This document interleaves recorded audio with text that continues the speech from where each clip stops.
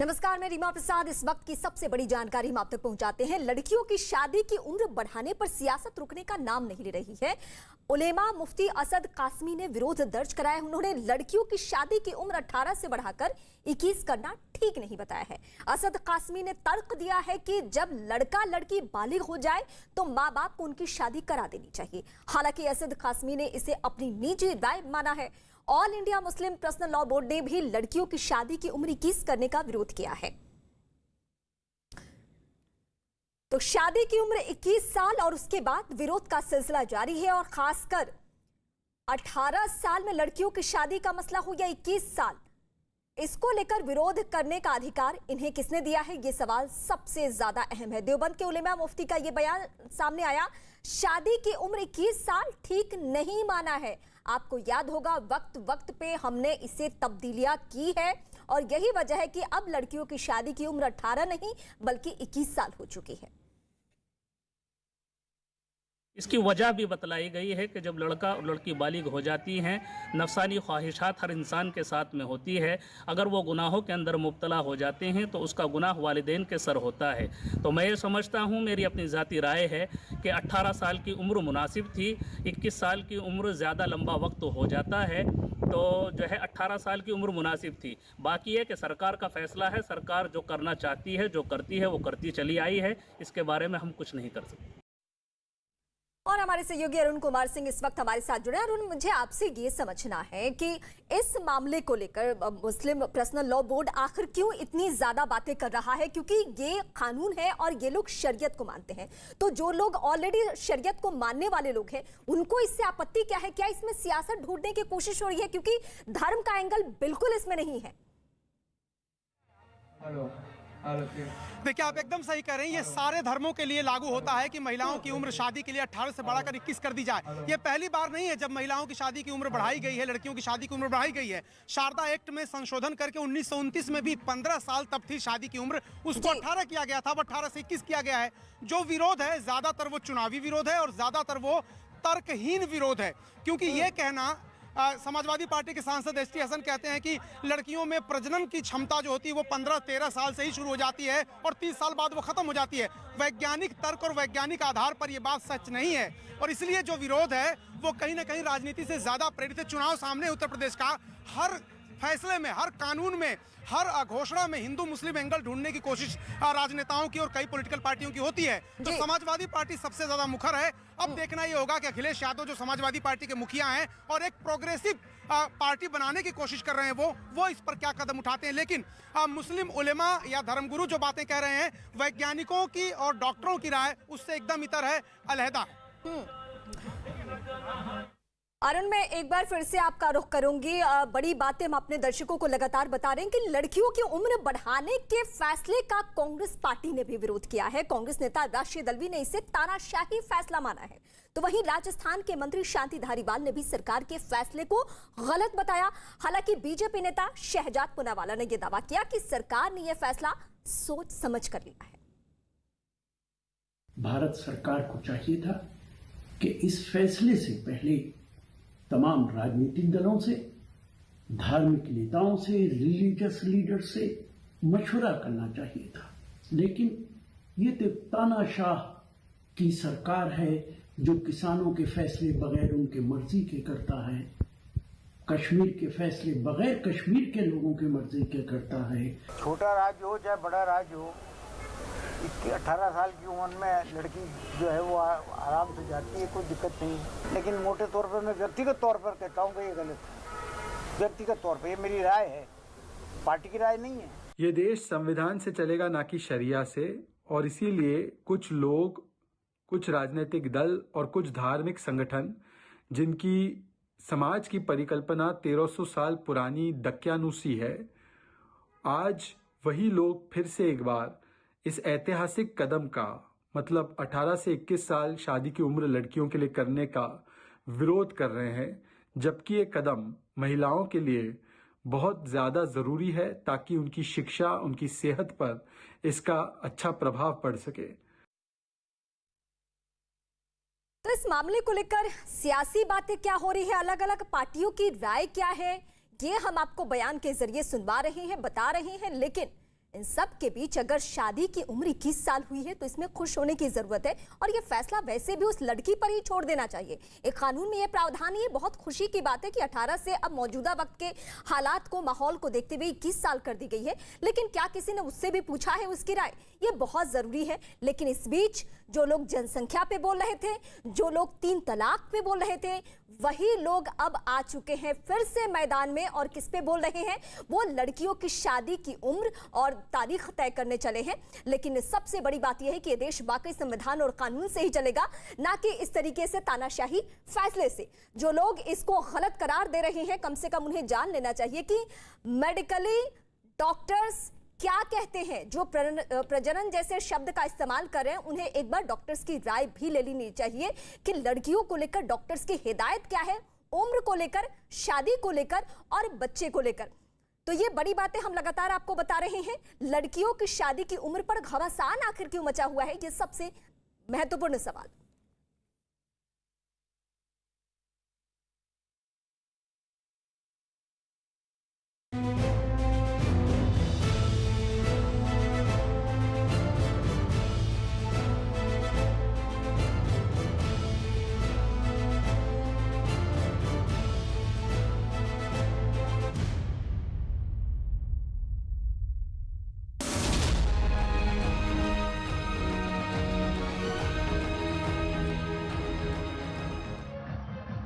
नमस्कार, आप देख रहे हैं न्यूज 18 इंडिया। आपके साथ मैं हूं सबीना तामंग देशमुख। न्यूज 18 इंडिया की टीम पहुंच गई है मातृ शक्ति के उस महाकुंभ की हर तस्वीर आप तक पहुंचाने के लिए, जो कि प्रयागराज के परेड मैदान में इस वक्त शुरू होने जा रहा है। थोड़ा सा वक्त लगेगा, लेकिन आपको ये बता दें कि मातृशक्ति का ये महाकुंभ पूरी तरह से तैयारियों के साथ अब सज चुका है। बस इंतजार है उन लाखों महिलाओं के यहाँ पर पहुंचने का, जिनके लिए एक बड़ी सौगात, करोड़ों की सौगात प्रधानमंत्री नरेंद्र मोदी यहाँ पर देने जा रहे हैं। मैं चाहूंगी कि मेरे सहयोगी निशात आपको ये पूरी तस्वीर यहाँ पर दिखाएं। देखिए, अभी भले ही ये कुर्सियां आपको खाली नजर आ रही होंगी, लेकिन इन कुर्सियों के साथ आप वो मंच भी देख लीजिए जहां प्रधानमंत्री नरेंद्र मोदी आज आने वाले हैं। और इसके बाद साथ में ही जो सफेद रंग का वो टेंट आपको नजर आ रहा है, वहां चयनित महिलाओं के साथ पीएम मोदी का संवाद होगा, पीएम मोदी की पूरी वार्ता होगी। 2.5 लाख से भी ज्यादा बताया जा रहा है कि महिलाएं जो हैं इस मातृशक्ति के महाकुंभ में आज शामिल हो सकती हैं, इसका हिस्सा यहां पर बन सकती हैं। स्वयं सहायता समूह से जुड़ी महिलाओं को पीएम मोदी करोड़ों की सौगात यहां पर देने जा रहे हैं। 10 अरब सीधे फंड में यहां पर ट्रांसफर किए जाएंगे। न सिर्फ करोड़ों की सौगात के तौर पर इसे देखना होगा, बल्कि महिलाओं की जमीनी स्तर पर मजबूती के लिए, उनके भविष्य के लिए प्रधानमंत्री नरेंद्र मोदी आज ये बड़ी सौगात देते हुए नजर आएंगे। इन तस्वीरों के साथ, क्योंकि परेड मैदान अपने आप में सबसे बड़ा मैदान यहाँ का है, संगम तट के बिल्कुल पास में मौजूद है, जहां तैयारियां हो चुकी हैं। सुरक्षा घेरे का जिक्र करें तो सीआरपीएफ, आरपीएफ, पैरामिलिट्री, पीएसी के जो जवान हैं बड़ी संख्या में तैनात है। और बताया जा रहा है कि करीब जो स्थानीय पुलिस है और ये जो पूरे जवानों की तैनाती है, 10,000 से भी ज्यादा की संख्या में यहाँ पर सामने आ रही हैं। महिलाएं जो हैं उन्हें यहाँ पर आने जाने में दिक्कत ना हो, उसके लिए बाकायदा कुछ हेल्पलाइन नंबर भी जारी किए गए हैं। और साथ ही साथ महिलाओं को फिलहाल यहाँ पर ला दिया गया है। खाने पीने का इंतजाम यहाँ पर हुआ है, रहने का इंतजाम यहाँ पर महिलाओं के लिए किया गया है। किसी तरह की महिलाओं को कोई दिक्कत यहाँ पर ना हो, इसका पूरा ध्यान रखा गया है। कंट्रोल रूम बनाया गया है, मॉनिटरिंग सिस्टम जो है वो पूरे एक्टिव मोड पर यहाँ पर नजर आ रहा है। और इसके अलावा जो 2 से 2.5 लाख से भी ज्यादा महिलाओं के आने की संभावना यहाँ पर जताई जा रही है, उनके बैठने का पूरा इंतजाम यहां पर किया गया है। पीने का पानी जो है वो यहां पर जगह जगह पर रखा गया है। खाने पीने का पूरा इंतजाम यहां पर किया गया है। पीएम मोदी के कार्यक्रम का जिक्र करें तो 12:45 पर बमरोली एयरपोर्ट में भी विशेष विमान से उतरेंगे और उसके बाद सीधा रुख परेड मैदान के लिए उनके जरिए किया जाएगा, हेलीकॉप्टर के जरिए। प्रयागराज की धरती कुंभ, महाकुंभ और हर साल लगने वाले माघ मेले के लिए जानी जाती है, लेकिन प्रयागराज की इस धरती पर महिलाओं का यानी मातृशक्ति का सबसे बड़ा महाकुंभ 21 दिसंबर यानी कल आयोजित होने जा रहा है और इसकी तैयारियां लगभग पूरी कर ली गई हैं। आप देख सकते हैं कि संगम के इस परेड ग्राउंड पर कितना बड़ा मंच सजाया गया है। इसी पर प्रधानमंत्री यहाँ पर आएंगे और यहाँ से प्रधानमंत्री प्रदेश भर से आई 2.5 लाख से ज्यादा महिलाओं को महिला सशक्तिकरण और स्वरोजगार का एक संदेश देंगे। और ये जो कार्यक्रम है वो प्रदेश में अब तक महिलाओं का सबसे बड़ा समागम माना जा रहा है है और इसको लेकर सुरक्षा के व्यापक इंतजाम किए गए हैं। आप साफ तौर पर देख सकते हैं चारों तरफ यहाँ पर कुर्सियां लगाई गई हैं और इन कुर्सियों पर महिलाओं को बैठाया जाएगा और हर 100 महिला पर एक महिला शिक्षक की तैनाती की गई है। 500 महिलाओं पर एक नोडल और ब्लॉक स्तर पर एक सुपर नोडल की तैनाती की गई है और इसकी जो सुरक्षा है, सुरक्षा त्रिस्तरीय व्यवस्था की गई है। आप देख सकते हैं एसएसबी और आईटीबीपी के जवान यहाँ आ गए हैं और इसके साथ साथ आप देख सकते हैं चूंकि काफी बड़ा कार्यक्रम है, 2.5 लाख से ज्यादा महिलाएं होंगी, तो एलईडी स्क्रीन लगाई गई हैं ताकि जिन महिलाओं को मंच तक न दिखाई दे वो पीएम मोदी का संबोधन एलईडी से देख और सुन सकें।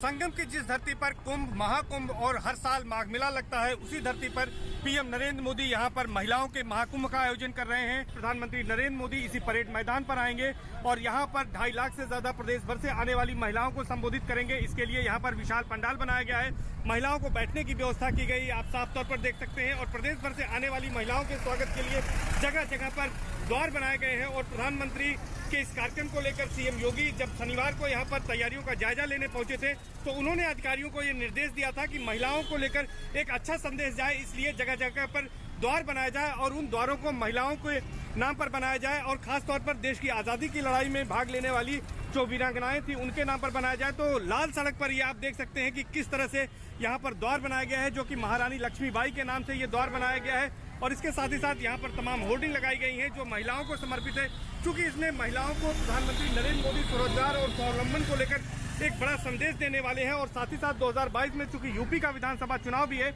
उसको लेकर भी प्रधानमंत्री नरेंद्र मोदी यहाँ पर महिलाओं को कोई ऐसा संदेश देंगे ताकि 2022 के जो मिशन है उसमें महिलाएं ज्यादा से ज्यादा बीजेपी के पक्ष में मतदान करें और बीजेपी को इससे संजीवनी मिल सके। तो कुल मिलाकर ये पूरा कार्यक्रम महिलाओं को समर्पित होगा। इसके लिए यहाँ पर तमाम महिला कर्मचारियों की भी तैनाती की गई है, महिला पुलिस अधिकारियों की तैनाती की गई है, तमाम शिक्षिकाओं की तैनाती की गई है, जिनकी ब्रीफिंग भी यहाँ पर आज की जा चुकी है। तो इस तैयारियों को अंतिम रूप दिया जा रहा है और जो यहाँ पर सबसे बड़ी बात यही है कि पूरे शहर में जिस तरह की होर्डिंग लगाई गई है, जो द्वार बनाए गए हैं, उनको भी महिलाओं को समर्पित किया गया है ताकि यहाँ से महिलाओं के सशक्तिकरण को लेकर एक नया संदेश यहाँ से दिया जा सके। आत्मनिर्भर भारत बने और आत्मनिर्भर महिलाएं बने। आत्मनिर्भर देश की उत्थान और प्रगति में नए भारत का, नए उत्तर प्रदेश का निर्माण हो, इन सब दृष्टियों से महिलाओं के लिए बहुत क्रांतिकारी काम उत्तर प्रदेश सरकार ने किया है, भारत सरकार ने किया है। आदरणीय प्रधानमंत्री जी ने जो बेटी बचाओ बेटी पढ़ाओ का नारा दिया और उत्तर प्रदेश सरकार ने महिला सशक्तिकरण के लिए मिशन शक्ति चलाया, उस दृष्टि से उत्तर प्रदेश अग्रणी भूमिका निभा रहा है और उसी में उत्तर प्रदेश की लगभग 3 लाख महिलाएं यहाँ पर आ रही, जिसको आदरणीय प्रधानमंत्री जी का आशीर्वाद मिलेगा।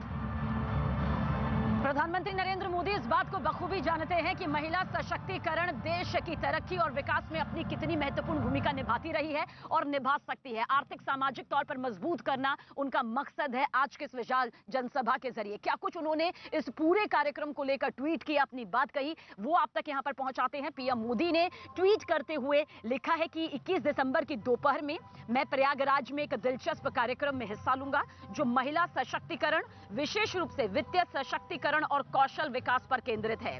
आगे उन्होंने लिखा कि प्रयागराज के कार्यक्रम में विभिन्न स्वयं सहायता समूह के बैंक खातों में 1000 करोड़ रुपए ट्रांसफर किए जाएंगे। इससे इन समूह से जुड़ी 16 लाख से ज्यादा महिलाओं को लाभ होगा। प्रधानमंत्री नरेंद्र मोदी का ये ट्वीट यहां पर बताने के लिए काफी है कि किस तरह से महिला सशक्तिकरण की एक सबसे बड़ी तस्वीर आज प्रयागराज की धरती से सामने आने वाली है। मेरे सहयोगी अरुण भी मेरे साथ लगातार बने हुए हैं। अरुण, तमाम रिपोर्ट्स के जरिए हमने ये तो समझ लिया कि मातृशक्ति का महाकुंभ आज किन मायनों में महिलाओं के भविष्य में न सिर्फ सुधार करेगा बल्कि आर्थिक और सामाजिक तौर पर उन्हें एक विशेष मजबूती भी आज देने वाला है। देखिए सबीना, उत्तर प्रदेश सरकार और केंद्र सरकार की ये कोशिश है कि ये बताया जाए कि महिला सशक्तिकरण सरकार के एजेंडे में है और सरकार उसके लिए काम कर रही है। अब जरा तस्वीर देखिए, प्रधानमंत्री जिस मंच से 2.5 लाख महिलाओं को संबोधित करने वाले हैं वो महिलाएं किसी न किसी सरकारी योजना से लाभ पा चुकी हैं और ये जो नारा है महिला सशक्तिकरण सिर्फ बात नहीं काम करके दिखाया है। और सामने जब प्रधानमंत्री और मुख्यमंत्री यहाँ आएंगे तो देखेंगे अगर आप, फूलों से एक रंगोली बनाई गई जिस पे लिखा गया है नारी सुरक्षा, नारी सम्मान और नारी स्वावलंबन। तो नारी स्वावलंबन इसलिए कहा जा रहा है क्योंकि जो सेल्फ हेल्प ग्रुप है यानी स्वयं सहायता समूह हैं जिनके 1,000 करोड़ रुपया जिनके खाते में ट्रांसफर किया जाना है आज, उन सबको यहाँ पर देखिए कुर्सियां जो लगाई गई हैं, आप यहाँ पर पूरे प्रदेश से 75 जिलों से जो महिला लाभार्थी आ रही हैं उनको बैठने का इंतजाम किया गया है। अब देखिए महिला लाभार्थी धीरे धीरे आना शुरू हो गई हैं। कल शाम से ही पूरे प्रदेश से महिला लाभार्थी जो विभिन्न सरकारी योजनाएं हैं उनका लाभ पा चुकी वो यहाँ पर आई थी और अब उनको कार्यक्रम स्थल तक लाया जा रहा है। तो एक आधी आबादी के प्रति चिंता और आधी आबादी के विकास को एजेंडे में रखने की जो बात मोदी सरकार और योगी सरकार लगातार कह रही थी, उसको लेकर के आज एक बड़ा प्रदर्शन भी है कि किन योजनाओं को हमने लागू किया है। जैसा कि मैंने बताया 1 लाख स्वयं सहायता समूह जिससे 16 लाख महिलाएं जुड़ी हुई हैं, उनके खाते में 1,000 ट्रांसफर होगा। कन्या सुमंगला योजना का पैसा ट्रांसफर होगा। अब देखिए वहां पर मंच पर एक बार फिर देखिए 202 टेक होम राशन प्लांट का उद्घाटन आज प्रधानमंत्री यहां से करेंगे। तो बहुत सारी ऐसी चीजें हैं जिनको लेकर के यहाँ पर तैयारियां आखिरी चरण में चल रही हैं। प्रधानमंत्री लगभग 1 बिल्कुल। और अरुण, केंद्र सरकार की तरफ से कई ऐसी योजनाएं महिलाओं को सामाजिक और आर्थिक तौर पर मजबूती देने के लिए पहले से चलाई जाती रही हैं, लेकिन मोदी सरकार के आने के बाद ये तमाम योजनाएं बड़े स्तर पर आगे बढ़ी और आज तो एक सबसे बड़ी सौगात यहां पर लाखों महिलाओं को मिलने वाली है। इस बीच एक और तस्वीर आप तक पहुंचाना चाहेंगे। देखिए प्रदेश भर से लाखों की तादाद में बताया जा रहा है कि 2.5 लाख से भी ज्यादा ये संख्या यहां पर महिलाओं की हो सकती है जो महिलाएं जो है यहां पर पहुंचेंगी और अब पहुंचने का ये सिलसिला शुरू भी हो चुका है, जैसा कि अभी मेरे सहयोगी अरुण ने भी आपको तस्वीर दिखाई। लेकिन ये तस्वीर भी देखिए, उन्नाव से भी बड़ी संख्या में जो महिलाएं हैं वो यहां पर पहुंची हुई हैं प्रधानमंत्री नरेंद्र मोदी को सुनने के लिए, देखने के लिए, इस ऐतिहासिक क्षण में हिस्सा लेने के लिए। ये तस्वीर आपके सामने है। खास व्यवस्था इन महिलाओं को यहां पर लाने के लिए की गई है ताकि किसी तरह की दिक्कत का सामना इन्हें ना करना पड़े।